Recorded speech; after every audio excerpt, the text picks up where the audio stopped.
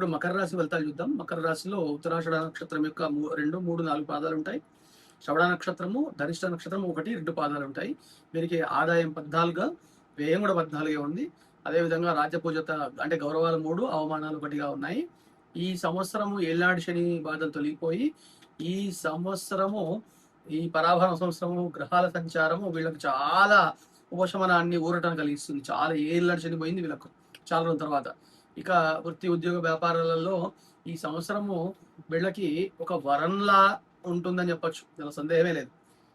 మూడో ఇంట్లో శని సంచారం వల్ల వీరు ఎక్కడైతే పని చేస్తుంటారో అక్కడ వాళ్ళదే పై చేయవుతుంది.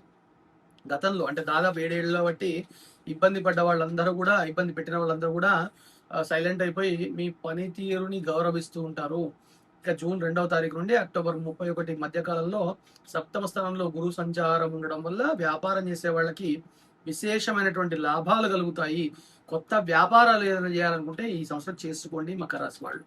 అదేవిధంగా ఏదైనా పార్ట్నర్షిప్స్ మొదలు పెట్టాలనుకుంటే ఈ సంవత్సరం మంచి టైం, అంటే సువర్ణమైనటువంటి సందర్భం అని చెప్పొచ్చు. అయితే అక్టోబర్ చివరి నుండి జనవరి వరకు మాత్రం అష్టమంలోకి గురువు వెళ్తాడు కాబట్టి అక్కడ కొంచెం ఆటంకాలు అవుతాయి. అప్పుడు జాగ్రత్తగా చూసుకోండి, సరిపోతుంది. అంటే ఇక్కడ మీరు పునాది వేసుకుంటే మీరు అక్కడ లాభాలు పొందుతారు. ఇక ఆర్థిక పరిస్థితి ఎలా ఉన్నాయంటే, ఇక ఖర్చు కన్నా అంటే ఆదాయం కన్నా ఖర్చు ఎక్కువగా కనబడుతుంది కాబట్టి ఈ డిసెంబర్ 6 వరకు కొద్దిగా అంటే ద్వితీయ స్థానంలో రాకుండడం వల్ల కొంచెం వృధా ఖర్చులు అయ్యే అవకాశం ఉంటుంది. అంటే ముఖ్యంగా మద్యానికి వీళ్ళు ఎక్కువ ఖర్చు పెట్టే అవకాశం ఉంటుంది. మద్యం తాగడం మానేయాల్సి ఉంటుంది ఈ సంవత్సరం అంతా కూడా. వీళ్ళకి చేతిలో డబ్బు నిలవడము కష్టంగా మారే పరిస్థితులు కనబడుతున్నాయి.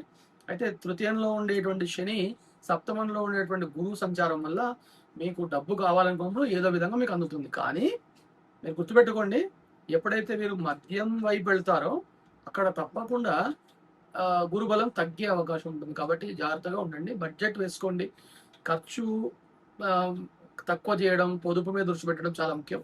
ఇక రియల్ ఎస్టేట్ రంగంలో ఉండేవాళ్ళు, వాటిలో పెట్టుబడి పెట్టాలనుకునే వాళ్ళు ఏదైతే డాక్యుమెంట్స్ ఉంటాయో వాటిని 1కి 10 సార్లు చూసుకొని పెట్టండి. ఎందుకంటే రాహు ప్రభావం వల్ల మోసపోయే అవకాశాలు ఉంటాయి.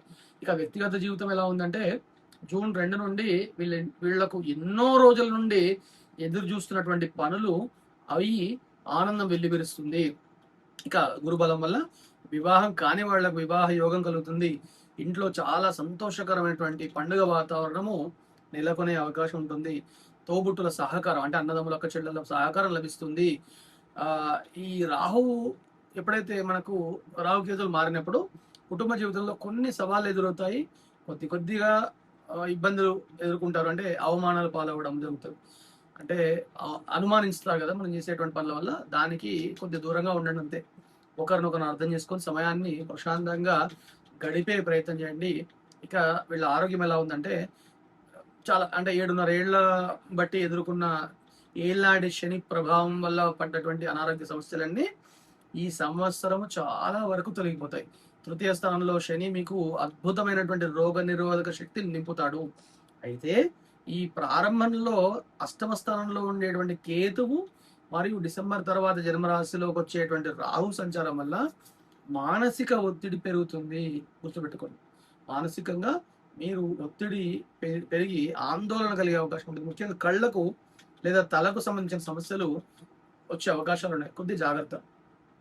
అన్ని ఏదొచ్చినా సరే మీరు గుర్తుపెట్టుకోండి, పాజిటివ్గా అంటే పాజిటివ్ థింకింగ్ అలవాటు చేసుకొని టేక్ ఇట్ ఈజీగా ముందరికి వెళుతూ ఉండండి. మంచి టైం ప్రారంభమైంది.